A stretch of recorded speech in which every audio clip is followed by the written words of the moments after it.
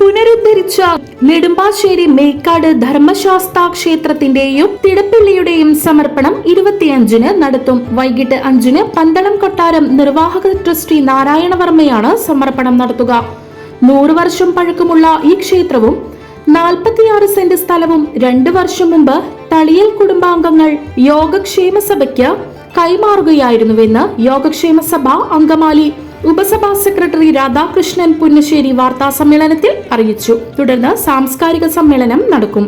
വിശേഷാൽ ദീപാരാധനയ്ക്ക് മാളികപ്പുറം മുൻ മേൽശാന്തി മാടവന പരമേശ്വരൻ നമ്പൂതിരി കാർമ്മികത്വം വഹിക്കും. കാളത്തി മേക്കാട് പരമേശ്വരൻ നമ്പൂതിരി, ജനാർദ്ദനൻ നമ്പൂതിരി, ശങ്കരൻ നമ്പൂതിരി, ആതിര സനേഷ്, പ്രദീപ് മോളുള്ളി തുടങ്ങിയവരും വാർത്താ സമ്മേളനത്തിൽ പങ്കെടുത്തു. കണ്ടീഷനൊക്കെ വളരെ മോശമായിട്ടുള്ള ഒരു അമ്പലമായിരുന്നു. ഒരു അമ്പലം എന്ന് മാത്രമേ ഉണ്ടായുള്ളൂ. അതിൻ്റെ പുനരുദ്ധാരണ, ഒരു ലക്ഷാർച്ചന നടത്തി അതിൻ്റെ പുനരുദ്ധാരണ ചടങ്ങുകളൊക്കെ നടന്നു. മതിൽ കെട്ടി, ഗേറ്റൊക്കെ കെട്ടു. അപ്പോൾ അതിൻ്റെ ഒരു സമർപ്പണ ചടങ്ങാണ് ഡിസംബർ 25 വൈകിട്ട്, ക്രിസ്മസിൻ്റെ അന്ന് വൈകിട്ട് 5 മണിക്ക് നടക്കുന്നത്.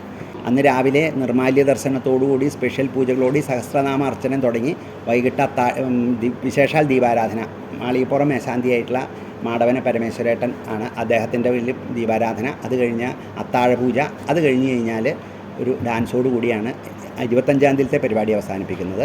26-ാം തീയതി പിന്നെ മണ്ഡലത്തിൻ്റെ അവസാനത്തിൻ്റെ പ്രത്യേക പൂജകളെല്ലാം ദീപാരാധനയെല്ലാം ഉണ്ട്.